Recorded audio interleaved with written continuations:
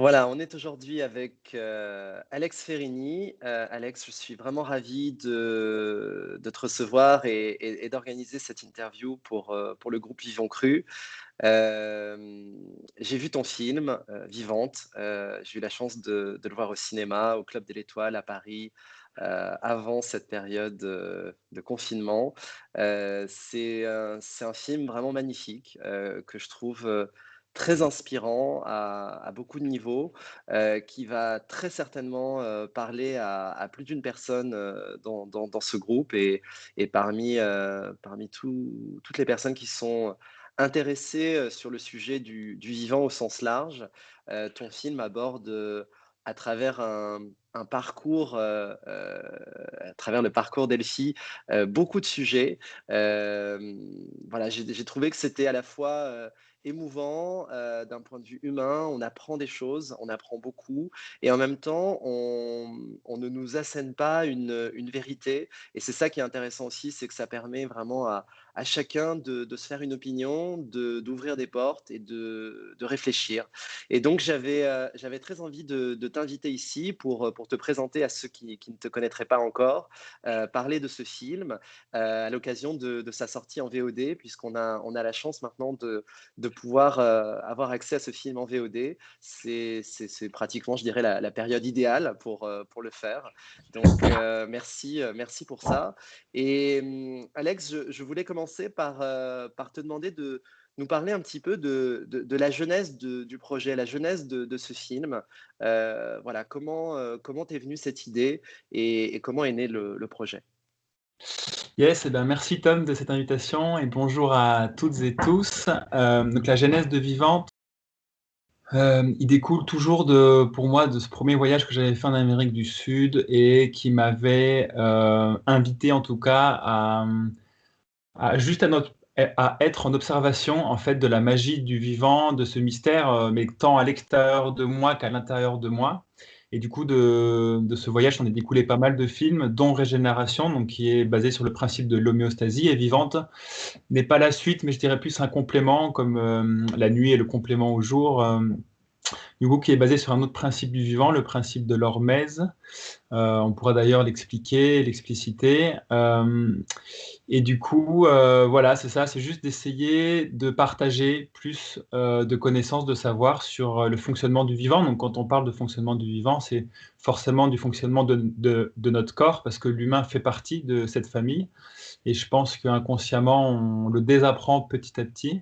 Mais du coup, c'est aussi le fonctionnement des légumes, des végétaux, d'un jardin, d'une jardin, d'un forêt, enfin d'une forêt ou quoi, mais aussi des virus et des bactéries. Donc, c'est apporter en tout cas un peu plus de lumière sur cet écosystème global. Et ce qui du coup, ben, en tout cas pour moi, lorsqu'on a cet éclairage-là, on peut, ou en tout cas on a une stratégie qui est tout autre par rapport à, surtout par rapport à ce qui se passe en ce moment. Aujourd'hui, pour le faire très court, on nous propose de réduire le niveau de l'environnement à la hauteur des faiblesses de nos corps, donc en portant des masques, en aseptisant notre environnement, en ne s'approchant pas, etc., etc., mais aussi en ne permettant pas une diversité en émotions, en idées, en façon de voir le monde, la médecine ou l'éducation ou autre.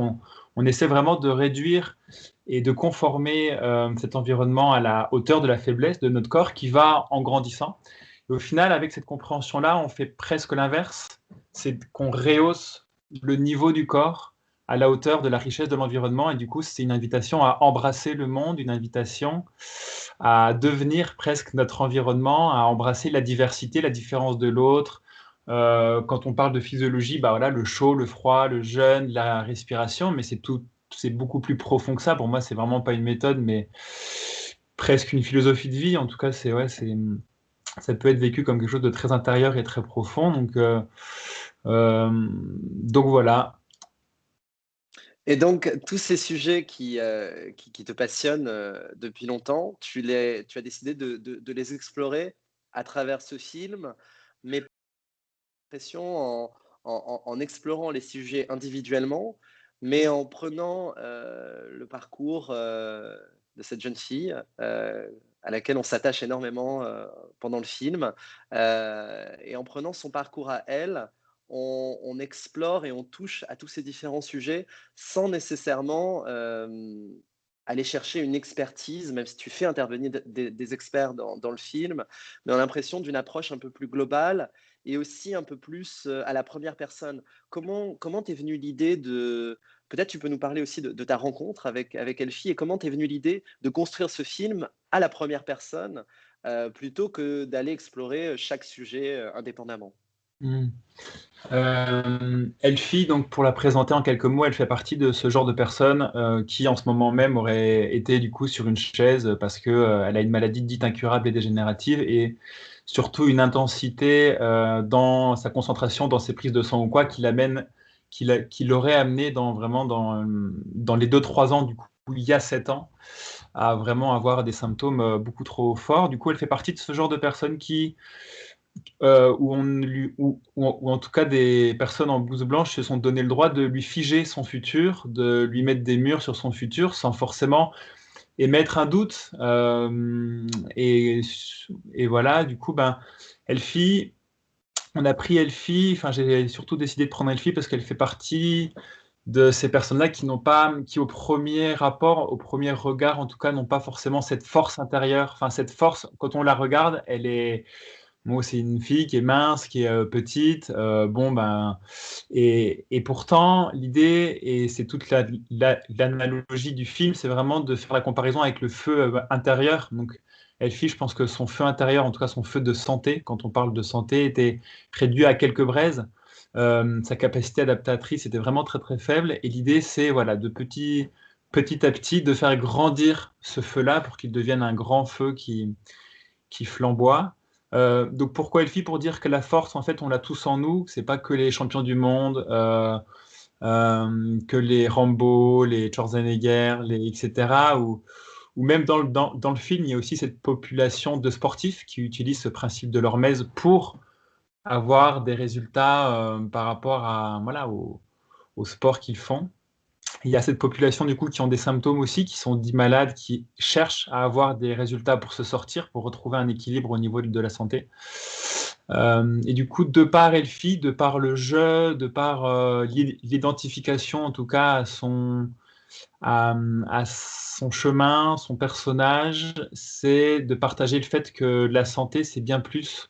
Elle se destine, enfin, ce message en tout cas de l'hormèse et du vivant qu'on essaie de partager dans ce film se destine principalement, enfin pas que à ces deux populations-là, mais vraiment à toutes les personnes, parce que pour moi, c'est vrai qu'au premier regard, on pourrait penser que le film parle que de santé. Pour moi, c'est pas forcément de la santé, c'est vraiment du vivant. Donc, c'est-à-dire que le vivant, on l'a tous en nous, et la santé, donc c'est bien évidemment si j'ai des symptômes ou si j'ai pas de symptômes, mais c'est bien plus que ça. C'est mon rapport à mes émotions, c'est le rapport beaucoup plus subtil et fin du coup que j'ai avec mon âme, avec mon esprit, avec mon mental. Donc c'est forcément, et par voie de conséquence, bah, toute une qualité de vie qui en découle, qui sera beaucoup plus intense et beaucoup plus forte. Et voilà, puis après, je pense que le fait de s'identifier à quelqu'un, c'est extrêmement fort aujourd'hui. En tout cas, la force des témoignages dans la médecine moderne est réduite à néant presque.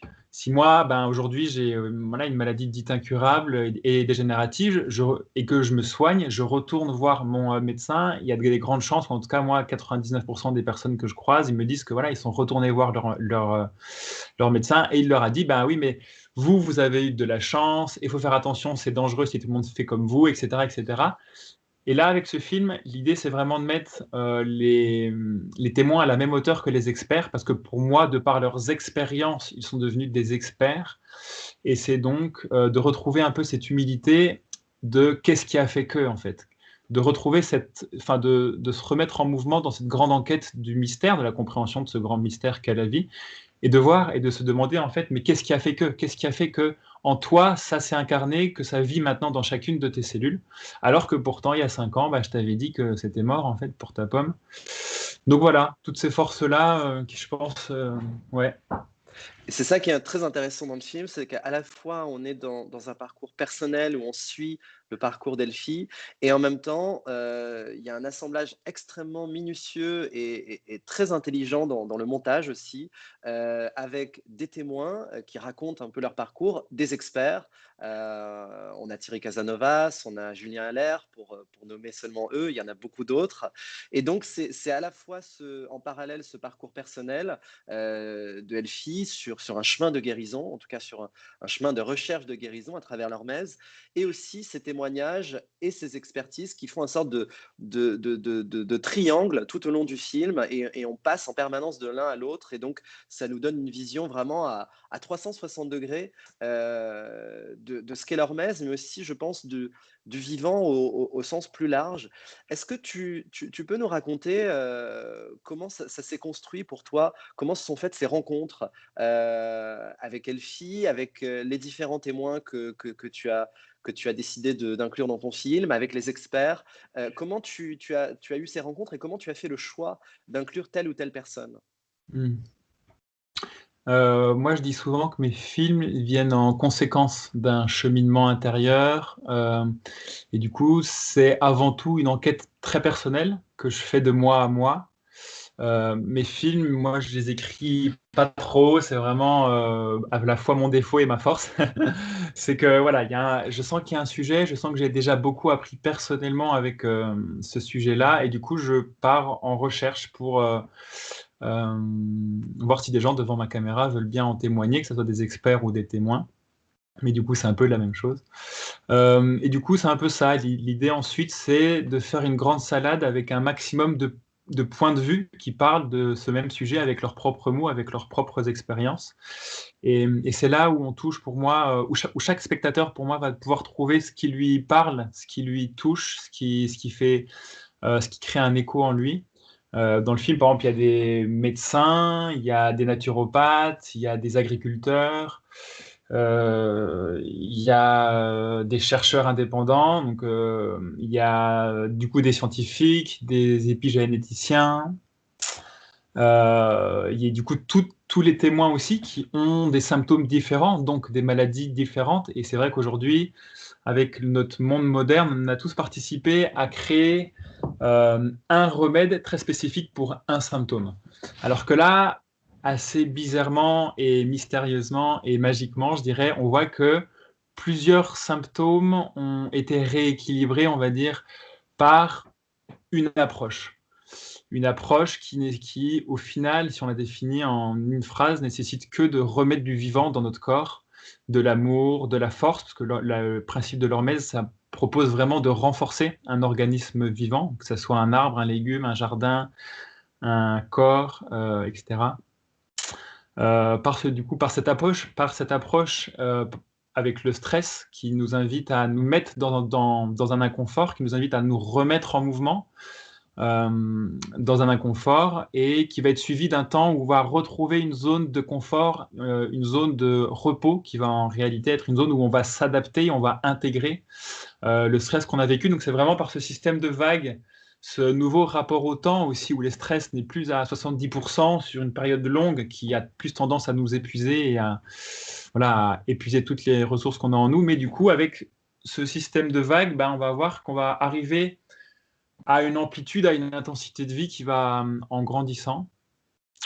Voilà, donc avoir une salade un maximum riche, pour moi, c'est important parce que pour moi, c'est ça, si on part en fait, tout le film part d'un principe du vivant, donc si c'est réellement un principe du vivant, il doit se retrouver dans tout le vivant.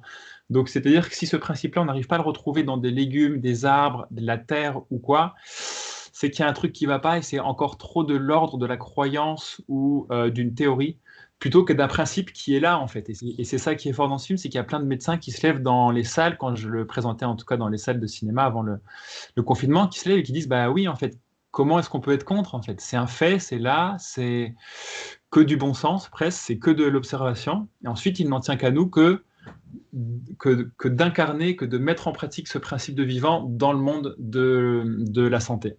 Mmh. Est-ce que, je me demande, est-ce que parmi, toutes les personnes que tu voulais inclure dans le film, est-ce qu'il y a certaines personnes que tu es allé voir et qui ont été réfractaires ou qui t'ont dit non? Ou est-ce qu'il y a des personnes que tu es allé filmer et que tu as décidé de ne pas inclure dans le film pour certaines raisons? Oui, pour la première raison, non, parce que on va dire que l'échange se fait au préalable assez en profondeur pour savoir s'il y a une accroche ou non, que ce soit par mail ou par téléphone. Et la seconde approche, oui, après ça, c'est plus des choix contraignants du montage. Par exemple, moi, j'ai eu la grande tristesse de pas pouvoir mettre Florian Gomet, je sais pas si tu vois qui c'est dans le Très film, bien, oui. qui a d'ailleurs sorti aussi un super film après La Marche sans fin, mais qui va sortir un super film sur, voilà, sur son épopée en Europe. Euh, donc voilà, mais ça c'est plus des choix dus au montage, dus au rythme, dus à la longueur du film qui fait déjà 1h40. Mmh. Ouais. Est-ce que tu as imaginé, là le film, est disponible en VOD dans sa version, cinéma, on va dire. Est-ce que tu as imaginé à un moment donné une version longue ou, alternativement une version, VOD avec, en bonus des interviews que tu n'as pas pu inclure dans le film ou en version longue? Écoute, on est en travail. Après, c'est vrai que même pour des versions dites bonus, il y a quand même tout un travail à faire pour que ça soit regardable, on va dire. Donc c'est la première idée là, c'est déjà de bien partager le film et ensuite voir si effectivement des bonus peuvent être inclus, des versions longues, parce que c'est vrai que moi tous mes films, la première version, elle doit faire 2 ou 3 heures. Mmh. Donc, donc ouais, c'est en tout cas c'est une idée qu'on a, qu'on garde en nous et qui est pas pour l'instant une priorité, mais qui Mmh. sera un moment. Alors, il y a déjà énormément de choses dans le film, d'ailleurs, on voit vraiment pas le temps passer parce que c'est très rythmé, qu'il y a énormément de personnages, de personnalités différentes, qui apparaissent et c'est vrai qu'on a voilà, on voit pas le temps passer, c'est vraiment hyper intéressant. Je voulais parler aussi avec toi du vivant puisque, le film s'appelle Vivante. On fait ce petit entretien ensemble, pour, le groupe, Vivons Cru sur Facebook. Il y a cette notion du vivant qui est évidemment, intrinsèque. Est-ce que, l'alimentation vivante, l'alimentation crudivore, est un aspect, important dans le film? C'est quelque chose qui est là un peu en filigrane, j'ai l'impression. Tu ne le mets pas nécessairement très en avant. Quelle est ton approche par rapport à ça? Par rapport à l'alimentation dite vivante, par rapport au cru? Pe Mon tu approche me parles un petit peu de ça? par rapport au film ou par rapport à moi? Les 2, les 2. OK. Par rapport au film, c'était délicat de le mettre dans le sens où par rapport où l'idée c'était que ça doit avoir une corrélation avec le principe de l'hormèse. Donc le principe de l'hormèse, comme je le redis, ça nous met en face d'un stress, puis d'un moment de repos. Donc j'aurais pu le mettre dans le sens où changer d'alimentation, c'est aller vers un inconfort et c'est aller vers un stress. C'est aller, vers quelque chose qu'on ne connaît pas, et dans ce sens-là, oui. Dans ce sens-là, j'aurais pu le mettre et ensuite moi dans ma vie, oui, en fait, ben, j'ai une transition qui se fait petit à petit, mais là j'arrive à oui, à beaucoup, de crus en fait, à énormément de crus, heu, qui oui, oui, que ce soit en légumes ou en fruits. Mais effectivement, ouais, c'est ce que je me suis dit après. C'est vrai que le principe de l'hormèse, ce qui est chouette, c'est que ça nous invite en tout cas à transformer nos habitudes de vie et dans ce cadre-là, oui. Mais du coup, toutes les habitudes de vie auraient pu être revues, aussi, en éventail quoi, dans ce film, dans le sens où ça fait, écho à ça. Mais du coup, dans Régénération, on en parle beaucoup plus pour moi de l'alimentation crue, qui nous invite vraiment à revenir vers qui on est, vers notre alimentation de base en fait. Mmh mh. Parce que dans ce cas-là, l'alimentation n'est plus un perturbateur, mais réellement une force et elle permet réellement de retrouver, voilà, cette homéostasie, cet équilibre du corps. Hem, Et dans le parcours d'Elfie, l'alimentation et notamment, l'alimentation, crue avait une place, importante? Oh bah ouais, oui, je pense que elle a eu son diagnostic il y a 7 ans. Je pense que c'est une des premières choses qu'elle a changé. C'est Mhm, une des premières choses qu'elle a changé et petit à petit, elle est allée de plus en plus en profondeur vers ces changements-là. mhm, Et oui, oui, ça a c'est un personnage clé en tout cas de sa régénération. mhm, Euh, Parce qu'en fait, c'est ça, c'est plus tu as une santé faible, plus tu as une capacité en adaptativité donc qui est très faible et du coup, ben plus tu es obligé de manger des aliments qui sont physiologiques, qui sont à ton rythme. Et du coup, c'est même plus que de manger cru pour elle, c'est de faire gaffe quand elle le mangeait, si elle mélangeait trop ou pas. mhm. Euh, donc oui, oui, elle, c'est vraiment partie de sa fondation, en fait, de son histoire. Quand tu as commencé à filmer le parcours d'Elfie, c'était à quel moment et ça s'est déroulé sur quelle période, sur quelle durée? On a commencé à tourner le film il y a 1 an et demi, enfin voilà, il y a 1 an et demi. Le tournage a duré sur à peu près 6 mois. Ensuite, voilà, c'est écoulé un peu tout le montage, la musique du film, l'étalonnage, Mmh. etc. Et on s'est permis quand même de tourner quelques dernières séquences qui permettent, on va dire, de témoigner de son avancée durant cette année et demie. Comme par exemple, à la fin du film, il y a une scène sur le trapèze, sur un trapèze géant, où voilà, c'est pour nous, donc peut-être qu'il faut percevoir, enfin, c'est pas aussi explicite que ça, mais en tout cas, ben, Elfie, elle a du coup des problèmes à ses articulations et du coup, ben, en fait, toute la confiance envers son corps, de est-ce que en fait mon corps va me lâcher ou non, est-ce que je peux avoir confiance en lui pour être fort, pour me soutenir, et du coup, ben, avec ce parallèle dans cette épreuve qu'est le trapèze, c'était pour elle très fort de voir que bah, pour une fois, voilà, elle était arrivée à un stade où elle avait pas mal en fait et elle pouvait se lancer et avoir confiance envers son corps. Donc ça, c'était chouette, ouais, de le symboliser aussi. Et quels sont pendant ces 6 mois de tournage où donc tu l'as accompagné, bon j'imagine pratiquement au jour le jour, qu'est-ce que tu as vu comme changement majeur, à l'issue de ces 6 mois, de parcours qui sont résumés dans le film? Alors au niveau, bah, il y a plein de changements majeurs dans tous ses corps, je dirais, dans son corps physiologique. Elfie, il y a quelques années, elle boitait, elle avait des déformations dans ses articulations, euh, elle avait très peu de vitalité. Donc ça déjà en physiologie, c'est déjà pas mal. Donc elle est toujours en chemin, c'est pas fini, mais en fait, voilà, 80% de ses symptômes, j'allais dire des problèmes, mais de ces symptômes ont retrouvé en tout cas un équilibre. Et c'est surtout aussi au niveau de son corps émotionnel, de son corps mental aussi. C'était quelqu'un qui avait presque fui dans le mental, parce que forcément, avec un corps défaillant, il y avait presque que le mental qui marchait bien. Donc, ben, essayer de retrouver une relation saine avec son mental, avec ses émotions aussi. Elle est allée voir beaucoup de choses en elle qui s'étaient passées dans son passé, dans des générations aussi un peu plus anciennes, etc. Donc il y a beaucoup, voilà, il y a une vraie stabilité des fondations qui sont vraiment créées au fur et à mesure. Et ben, du coup, voilà, j'allais dire aussi que du coup, dans son corps spirituel, enfin dans sa relation à son esprit, à son âme, c'est beaucoup plus affiné grâce à ces expériences-là.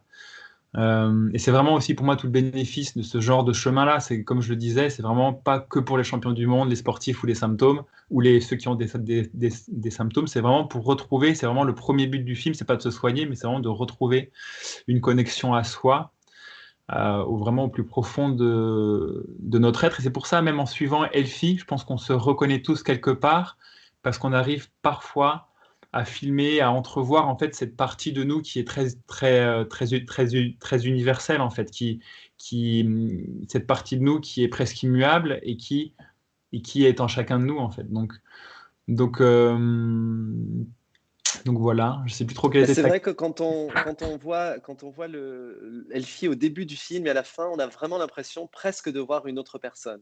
D'accord. En moins de 2 heures du film, on a déjà l'impression d'avoir vraiment assisté à une transformation. C'est pour ça que je te demandais sur quelle période ça a été filmé, parce qu'on pourrait imaginer qu'il y a eu presque eu, des mois et des mois, peut-être même des années entre le début du film et la fin. Et on a l'impression aussi, on laisse la f on quitte Elfie à la fin du film, on sent qu'elle a beaucoup avancé sur ce chemin, mais que le chemin n'est pas terminé. Est-ce que tu peux nous dire quelques mots sur là où elle en est aujourd'hui et sur, ce qui s'est passé, depuis la fin du tournage? Oui, bah, du coup, elle, de jour en jour, on le voit, on le ressent, elle gagne en vitalité. Elle gagne en vitalité, ce qui veut dire quoi? Ce qui veut dire que le corps a encore plus de l'espace, du temps et de l'énergie pour, faire des symptômes. Faire des symptômes pour du coup, retrouver son équilibre. Dans le film, on le dit bien, les symptômes, c'est vraiment l'effort que fait le corps pour retrouver son équilibre. Du coup, ben, avec joie, parfois, elle retrouve des symptômes assez, aigus, assez forts pour justement tu vois, c'est vraiment cette courbe des symptômes qui est assez intéressante. On peut prendre par exemple avec l'exemple, si jamais je commençais à fumer, les premiers symptômes vont être très très forts. Donc ça va être des toux où mon corps va rejeter très violemment de la fumée et au final, au moins on écoute ces symptômes-là et plus on continue d'avoir un environnement et des actions qui sont néfastes pour le corps, plus on arrive dans une chronicité et où le corps ne fait plus de symptômes parce que ça lui demande trop en énergie, en temps, etc. Donc il le stocke. Et une fois qu'on redonne au corps plus de temps, de la confiance et de l'énergie, ben, en fait, il se retrouve au même moment où il va enfin pouvoir avoir cet espace-là pour refaire des symptômes et extraire de lui ce qui ne fait plus sens, en fait. Du coup, ben, elle a été vraiment longtemps à ce moment-là, où c'est des moments qui sont très frustrants parce qu'en fait, on a l'impression qu'il ne se passe rien. Il y a à la fois beaucoup de choses qui sont mises en place et à la fois, il y a toujours tellement peu de vitalité qu'elle a toujours mal et en même temps, il n'y a pas de symptômes. Donc, c'est vraiment des zones qui sont très dures à vivre, mais qui font grandir en parallèle une énorme confiance et foi envers la vie parce que si tu continues, tu vois que petit à petit, les choses se remettent en place. Et c'est ça un des grands cadeaux, c'est de s'en remettre à plus grand que nous et de gagner dans ces trésors de confiance et de foi qui sont in fine, qui nous servent en fait pour tout en fait. Parce que moi, dans mes films, j'essaie aussi de partager le fait que ces principes du vivant-là, cette confiance qu'on peut donner au vivant, on peut le donner du coup dans l'enfant quand on parle de l'éducation, dans le corps donc quand on parle de santé, dans l'autre quand on parle du vivre ensemble. C'est vraiment ce qu'on vit nous ici à Pourg, c'est waouh, ce lâcher prise, cette confiance qu'on donne à l'autre. Du coup, dans les arbres, les plantes, dans l'écosystème terre, quand on parle de l'agriculture. Euh, et c'est ce beau chemin qui, je pense que par souffrance ou par sagesse, l'humain y arrivera à se lâcher prise, à cette confiance envers, waouh, ouais, ce mystère qui est parfait en soi, en fait. Il y a juste à ne pas trop contrôler, à ne pas trop perturber. Dans le film, on le dit très bien et c'est très chouette, c'est que c'est Thierry Jensen qui le dit, qu'en fait, souvent on cherche à faire éveiller la conscience en nous. Mais comme on peut chercher à faire trop de choses, en fait. On peut chercher à éduquer un enfant, on peut chercher à se soigner, on peut chercher à s'éveiller spirituellement, on peut chercher à faire pousser des légumes plus vite qu'il ne faut. Et l'idée, en fait, peut-être que c'est pas de chercher à faire éveiller la conscience en nous, c'est juste de laisser la conscience s'éveiller en nous en lui laissant du coup voilà cet environnement de confiance, de temps et, et d'énergie en fait, juste de lui donner de la présence et pour que les choses se fassent. Mais du coup, c'est vrai que c'est difficile parce qu'on n'a plus ce premier rôle, on a juste un rôle d'accompagnateur, un rôle qui est là, qui reprend pas sa place au centre, mais au centre d'un cercle, et c'est chouette. C'est beau, c'est un très beau message. Alex, est-ce que, tu imagines, un jour faire une suite à Vivante? Alors, pas forcément une suite, parce que pour moi, ça va de principe en principe, presque, mais des compléments, ouais. Pourquoi pas des compléments en fonction de certains sujets ou non, absolument, ouais. Est-ce que tu as déjà un prochain projet en tête que tu peux partager ici? Alors, pas, pas trop de projets en tête. Je m'étais surtout pour l'instant concentré sur faire ce que vous pouvez voir là, la petite cabane autosuffisante qui m'a qui m'a demandé au final le temps de faire un film, le temps de faire un film cette année. L'année prochaine, j'ai surtout un appel à me concentrer sur le local, sur le village de Pourgue, parce je pense que ça va être une année assez intense pour défendre nos libertés et nos droits. Et pour moi, c'est vrai que du coup, toute l'inertie d'un film est un peu trop longue pour répondre à tout ça. Mhm. Euh, mais du coup, non, là, j'arrive dans du coup un petit inconfort pour moi qui est de ne pas avoir ce confort de me projeter dans un projet futur. Donc, je sais que j'ai toujours envie d'en faire, mais quand et comment et sur quoi, je ne sais pas encore. Bon, en attendant, on peut se réjouir d'avoir ce film qui est là, qui est disponible en VOD. Comment on peut trouver le film facilement? C'est ça, écoute, il est en VOD, donc en streaming sur Vimeo. Donc si on le tape sur Vimeo, il est en DVD sur onpassedirect.fr et sinon les liens sont directement accessibles ou via le site du film, vivantelefilm.com ou le Facebook du film, Vivante le Ok. film. Et on va rajouter évidemment ces liens en dessous de cette vidéo qu'on va poster sur le groupe. Une toute dernière question, Alex. Quand j'ai vu le film, évidemment, c'était, on va dire, entre deux confinements. J'ai pas pu m'empêcher de penser à l'actualité et le film n'aborde pas du tout ça, puisqu'évidemment, il a été tourné avant toute cette période dite du Covid. Mais je pense que ça y fait écho à plusieurs niveaux. Est-ce que tu as envie, toi, de nous dire en quelques mots la manière dont ce film peut nous apporter un regard différent sur l'actualité et sur ce que les gens imaginent aujourd'hui du Covid, des symptômes, la peur qui existe aujourd'hui d'être, entre guillemets, contaminé, d'avoir des symptômes, d'être malade. Comment le film nous aide aussi à voir cette actualité d'une manière différente. Ouais, eh ben, écoute, c'est exactement ce que je te disais, c'est que souvent on étiquette ce genre de film-là comme une médecine alternative.